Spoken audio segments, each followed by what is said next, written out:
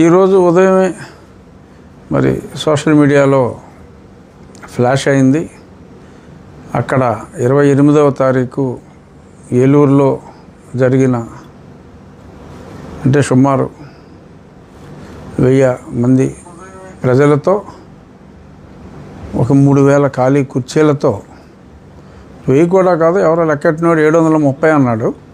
But 1000 మంది అని చెప్పి సింపతిగా మనం లెక్కెట్టుకున్నప్పటికీ ఓ 3000 ఖాళీ కుర్చీలతో, ఆ ఖాళీ కుర్చీలు వాడేసుకున్న కుర్చీలు చూసుకుని, అంటే వాళ్ళు వేసుకున్న కుర్చీలే వాళ్ళు చూసుకుని అందులో మనుషులు ఉన్నట్టుగా ఊహించేసుకుని నోటుకొచ్చినట్టు వాగారు కొందరు. సో అలాంటి వాగ్గేయకారుల్లో ఒకడిని నోట్లో అని చాలా జుగుప్సాకరంగా మాట్లాడిన వ్యక్తిని మరి నిన్న మొన్న సోషల్ మీడియాలో కూడా ప్రజలు ముక్తకంఠంతో ఇలాగ ఆ నోట్లో కానీ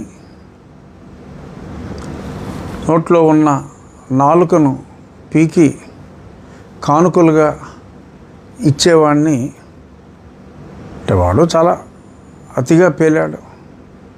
ఇప్పుడు సభ్యత అనేది చాలా అవసరం. నేను 4 సంవత్సరాలు ప్రతిరోజు మీడియాలో గంట మాట్లాడి పోరాటం చేశాను. ఏ రోజు కూడా అప్పటి ముఖ్యమంత్రిపై కానీ ఎవరి మీద కూడా నేను తోలనాడినట్టుగా మాట్లాడాలి. ఎందుకంటే ఒక డెకోరం ఉండాలి, ఒక సభ్యత సంస్కారం ఉండాలి. అది లేకుండా అది కోసేస్తా ఇది కోసేస్తా అనో నోట్లో ఎలా అంత జుగుప్సాకరంగా మాట్లాడే వాళ్ళని సభ్య సమాజం హర్షించదు. అదే విషయం మరి సోషల్ మీడియాలో కూడా ఎంతోమంది ఈ ప్రభుత్వం ఇలా మాట్లాడే వాళ్ళని ఎంకరేజ్ చేస్తుందా, ప్రోత్సహిస్తుందా ఏమిటి అన్నట్టుగా మరి చాలామంది వాళ్ళ మనోవేదనని సోషల్ మీడియా ద్వారా తెలియచేశారు.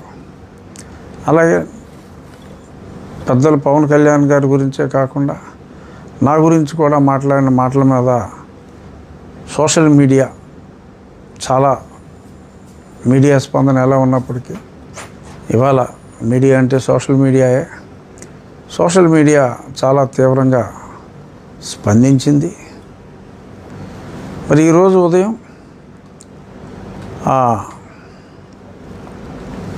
ఒక పురాణ పురుషుణ్ణి రావణుణ్ణి ఈరోజు అర్ధరాత్రి సోషల్ మీడియా కథనం ప్రకారం, ఇంకా మెయిన్ మీడియాలో వచ్చిందో లేదో, సోషల్ మీడియా కథనం ప్రకారం 12:30కి అరెస్ట్ చేసినట్టుగా పిఠాపురం పోలీసులో మరి కాకినాడ జిల్లా మరి అక్కడి నుంచి అరెస్ట్ చేసినట్టుగా తెలిసింది. ఖచ్చితంగా ఇది ఎట్టకేలకు ఆహ్వానించదగిన పరిణామం. చాలా సంతోషంగా ఉంది. కనీసం పవన్ కళ్యాణ్ గారి విషయంలో మరి కూటమిలో అతి ముఖ్య నాయకుడు ఆయన, మరి ఆయన్నే అంత దారుణంగా పరిహసిస్తూ ఈ జడకుమారుడు కూడా మరి డిగ్రీ క్వాలిఫికేషనా, మరి అలా అనుకుంటే డబుల్ PhD చేసిన వాళ్ళే ముఖ్యమంత్రులుగా ఉండాలని మరి అతని ఉద్దేశమా? అతను ఏదో మేజిస్ట్రేట్ పరీక్ష పాస్ అయ్యాడంట, అందుకని అతనికి డిప్యూటీ సీఎం ఇవ్వాలి. 10వ క్లాస్ చదువుకున్న పవన్ కళ్యాణే డిప్యూటీ సీఎం అవగాలేందని చెప్పి తనకు తను డిక్లేర్ చేసుకుని, సరే అతని ఆశయాలను అతను చెప్పుకుంటే తప్పు లేదు. కానీ అవతల వ్యక్తిని అంత నీచంగా కించపరుస్తూ నా విషయంలో కూడా ఫిజికల్గా రెచ్చగొడుతూ నాలుక కోసి కానుకలు ఇస్తానంటాం. సమాధి రెడీగా ఉంది, ఖబర్దార్ అంటాం. అలాగ దేశంలో ఉన్న చట్టాలని వైలేట్ చేయండి, నేను మీకు అనుమతిస్తున్నాను అని చెప్పి ఇష్టం వచ్చినట్టుగా రెచ్చగొడుతున్నట్టుగా మాట్లాడటం, మరి ఇవన్నీ దేనికి సంకేతం? ఇవి చూస్తూ భరించే మంచి మనసు ఎంత మంచి ప్రభుత్వం అయినా కూడా ఉండదు. జడ శ్రావణ్ కుమార్ గారు దేనికైనా శిశుపాలుడైనా మరి 100 తప్పుల వరకే భగవంతుడైన శ్రీకృష్ణుడు క్షమించాడు. మరి మిమ్మల్ని ఇంకా ఈ ప్రభుత్వం మన్నిస్తుంది అనుకోవటం పొరపాటు. మీ శిశుపాలుడు లిమిట్ మీరు ఆల్రెడీ క్రాస్ అయిపోయారు. నేను చెప్పాను, శ్రావణ్ కుమార్ గారు మాట్లాడిన చెత్త మీద నేనైతే కంప్లైంట్ ఇవ్వను. నా అభిమానులు ఎవరైనా ఇస్తే ఇచ్చిన పిదప ఈ ప్రభుత్వంలోని పోలీసు విభాగం ఒకవేళ చర్యలు తీసుకుంటే చాలా సంతోషిస్తానని నేను చెప్పడం జరిగింది.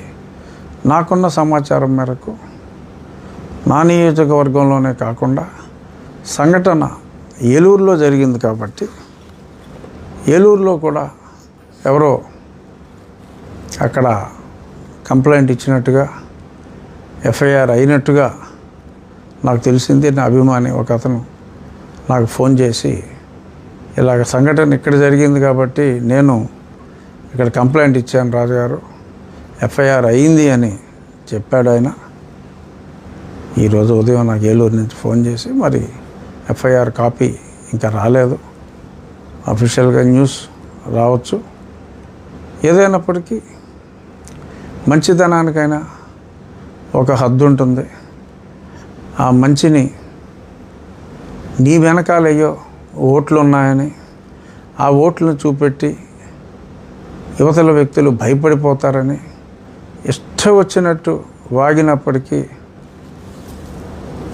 నాలిక కట్ చేస్తారన్న భయంతో నోరు మూసుకుని కూర్చుంటారని ఊహిస్తే అవదమ్మా. ప్రజలు చైతన్యవంతులు, భయపడరు. ఒక లెవెల్ వరకే ఎందుకులే అనే మత సామరస్యంతో ఊరుకుంటారు. కానీ ఇలా దాడి చేసే విధంగా వచ్చి వ్యక్తిగత హననానికి పాలుపడి ఈ రకంగా మనిషినే లేపేసే విధంగా మాట్లాడితే క్షమించరమ్మా. ఖచ్చితంగా ఈరోజు చట్టం తన పని తను చేసుకునే ప్రక్రియలో ప్రజలందరూ ఎంతో అభిమానించే పవన్ కళ్యాణ్ గారికి ఒక రకంగా స్వాంతన కోర్స్ కలిగించే దిశగా కనీసం పోలీసు యంత్రాంగం ముందుకు వచ్చినందుకు సంతోషిస్తూ మరి డిప్యూటీ సీఎం గారికి జరిగిన న్యాయం ఈ ప్రభుత్వంలోని పోలీస్ శాఖ డిప్యూటీ స్పీకర్ విషయంలో కూడా తీసుకుంటుందని చెప్పి నేను ఆశిస్తున్నాను. ఇతన్ని కూడా మరి సూటు టైతోటి అరెస్ట్ చేస్తారా, మరి సూట్ లేకుండా అరెస్ట్ చేస్తారో నాకు తెలీదు. కానీ ఖచ్చితంగా అరెస్ట్ చేయాలి అని, ఎందుకంటే ఆ సెక్షన్స్ కూడా నాన్ బెయిలబుల్ సెక్షన్సే, ఖచ్చితంగా అరెస్ట్ చేయాలని నేను డిమాండ్ చేస్తున్నాను. నేను మాట్లాడింది రాజ్యాంగంలోని ఆర్టికల్ 341 ప్రకారం, 25 ప్రకారం మతం మారే స్వేచ్ఛ ఉన్నప్పటికీ 341 ప్రకారం